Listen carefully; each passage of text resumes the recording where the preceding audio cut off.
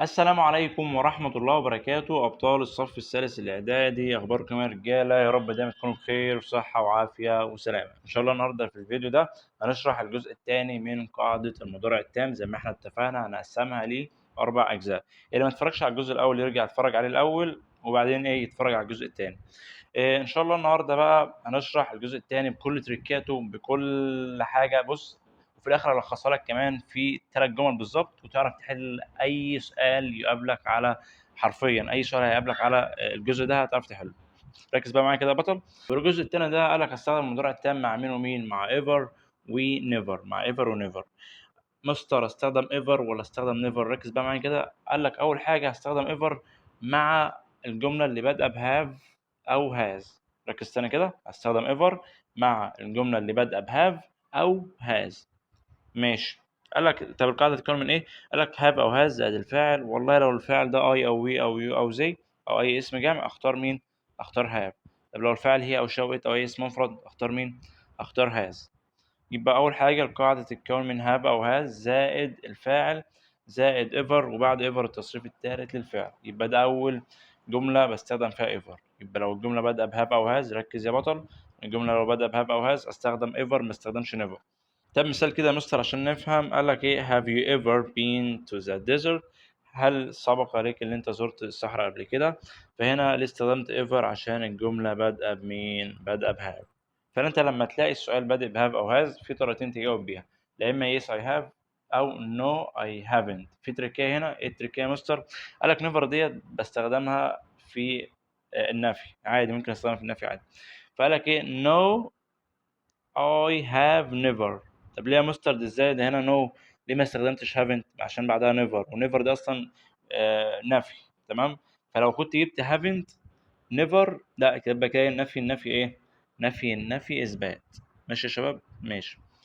تاني مثال هاز احمد. ليه استخدمت هاز؟ عشان احمد مفرد. طب ليه استخدمت ever؟ عشان الجمله بادئه بهاز. هاز احمد ever eaten Chinese food؟ هل احمد سبق له اللي هو اكل صيني قبل كده؟ لو هو اكل اقول yes he has، لو لا no he hasn't. واحد دلوقتي هيطلع لي يقول لي يا مستر انا عايز استخدم never، اقول له ماشي، يبقى no he has never eaten Chinese food. تمام يا شباب؟ دي اول استخدام لقاعده ever.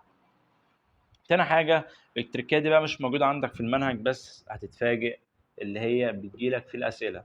ماشي. قال لك والله لو شفت الجملة بادئة ب it is the first time، it is the first time استخدم ever برضه. يبقى لحد دلوقتي ever استخدمناها بجملتين. أول جملة والله اللي هي إيه؟ بادئة بالسؤال بهاف أو هاز. لو لقيت الجملة بادئة بهاف أو هاز يبقى استخدم ever ما تستخدمش never. تاني حاجة لقيت الجملة بادئة ب it is the first time استخدم ever ما تستخدمش never. والله ما فيش أبسط من كده. قالك بعد it is the first time هيجي الفاعل، وبعد الفاعل بقى على حسب الفاعل ده جمع ولا مفرد. لو جمع اختار have، لو مفرد اختار has، وبعد have أو has ever، وبعد ever التصريف الثالث للفعل. مثال كده يا مستر، it is the first time. مستر انت لسه قايل دلوقتي ان لو انا شفت it is the first time في بداية الجملة اختار ever. شاطر يا باشا، شاطر يا دكتورة. ايه دكتورة دي؟ ماشي ما علينا. I have ever seen snow. ماشي يا شباب؟ ماشي يا مستر.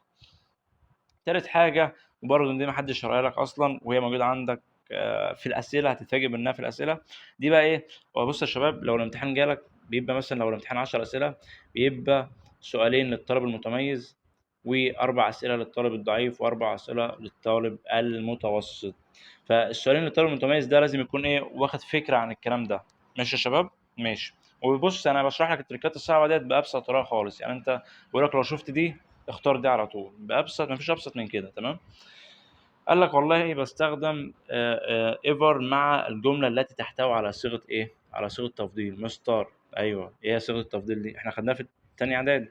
معلش يا مستر احنا كنا في اجازة بقى وناسيين. ماشي يا معلم. صيغة التفضيل ديت لما اجي اقارن حاجة باكتر من حاجة وكنت بستخدم معاها ذا. والله لو الصفة صغيرة كنت بضيف اي اس تي، ولو الصفة كبيرة كنت بحط قبلها موست او ليست. سجل الكلام ده ورايا. وبعد كده الصفة الطويلة، صفة طويلة. تمام. ماشي. يبقى هنا قلنا صيغة التفضيل لما أجي أقارن حد بأكتر من حاجة، بقارن شيء بمجموعة.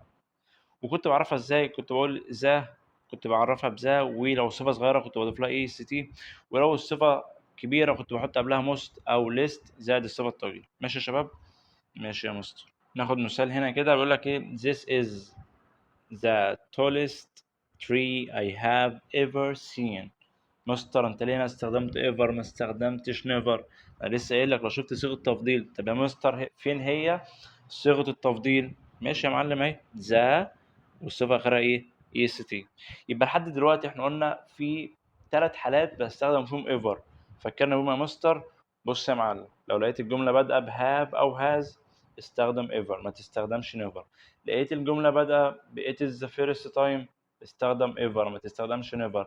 لقيت الجملة فيها صيغة تفضيل اللي هي ذا وإي سي تي استخدم ايفر، وما تستخدمش نيفر. ماشي؟ ماشي يا مستر. ودلوقتي هنخش على نيفر، وقال لك نيفر بستخدمها في المضارع التام المنفي. ركز في الحتة دي. طب استخدمها امتى يا مستر؟ قال لك والله عادي، الجملة العادية اللي هي بتتكون من ايه؟ من الفاعل زائد هاف او هاز، وبعد كده نيفر، وبعد كده التصريف التالت للفعل. ماشي؟ قال لك برضو بستخدم never لو الجملة منتهية before أو الجملة فيها such إيه؟ such. لو الجملة منتهية before أو الجملة فيها such. بص يا معلم، دلوقتي الجملة بادئة بفاعل عادي، وبعد كده have أو has اختار never على طول. أما لو لقيت الجملة بادئة بهاف أو هاز اختار ايفر. لقيت الجملة بادئة ب it is the first time اختار ايفر. لقيت الجملة فيها the tallest اختار ايفر. لقيت الجملة فيها فاعل عادي في بداية الجملة اللي تكون العادي يعني فاعل have has never تصريف تالت اختار never هنا. لقيت الجملة آخرها before اختار never. لقيت الجملة فيها such اختار never. ناخد مثال كده: My brother has never driven a car before. أخويا لم يسبق له اللي هو إيه يسوق سيارة قبل كده. I have never seen such a tall tree. أنا ما شفتش قبل كده شجرة طويلة. تمام. هي دي القاعدة يا شباب. سهلة ولا صعبة؟ والله يا مستر سهلة خالص. تعالى كده نحل 5 6 أسئلة على القاعدة ونتأكد نشوف هنعرف نحل ولا مش هنعرف نحل. بس قبل ما نحل هرجع لك على القاعدة سريعا. معلش بقى تحملني. بص يا معلم، ايفر ونيفر بستخدمها في المضارع التام. استخدم ايفر يا مستر ولا استخدم نيفر؟ قال لك ايفر في حالات بستخدمها فيها، ونيفر في حالات بستخدمها فيها.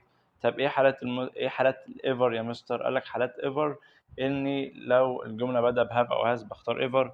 لو الجمله بدأ ب it is the first time اختار ايفر. لو الجمله فيها صيغه تفضيل اللي هي ذا و اس تي استخدم ايفر. مستر انت استخدم نيفر.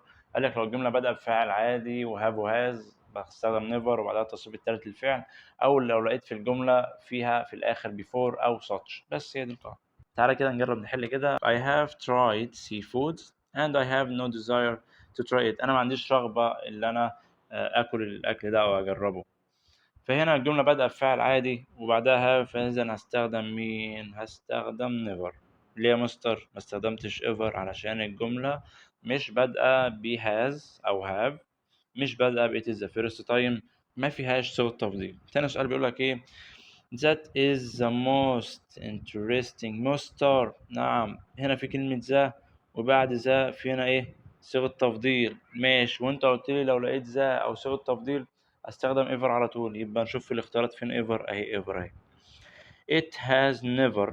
والله جاب لك راجل محترم جاب لك has، يبقى اذا التصريف الثالث للفعل، والتصريف الثالث من snow snowed. رقم 4: some people have seen snow. هنا يا مستر في have أو has؟ مفيش. في it is the first time في بداية الجملة؟ مفيش. في صيغة تفضيل؟ مفيش. يبقى إذا الإجابة إيه؟ never. have you ever. والله برضه راجل محترم هنا. have you ever أجي بعدها التصريف التالت، والتصريف التالت من eat يبقى eaten. وكده نكون خلصنا شرح القاعدة بأهم التريكات اللي في القاعدة واللي هتقابلك في الأسئلة، وشرحناها بأبسط طريقة خالص ليك. احنا هنقف لحد هنا. في اللي عايز ينضم ليه شرح المنهج بالكامل، كلمات، حل على الكلمات، شرح القواعد بالكامل بأبسط طريقة زي ما انت شايف كده، وحل أسئلة كتيرة جدا جدا جدا على القواعد، يبعت رسالة على الرقم اللي هيظهر لك على الشاشة دلوقتي على الواتس. هو الشرح بيكون على برنامج زوم، ولو حابب تنضم ابعت رسالة وأقول لك التفاصيل كلها.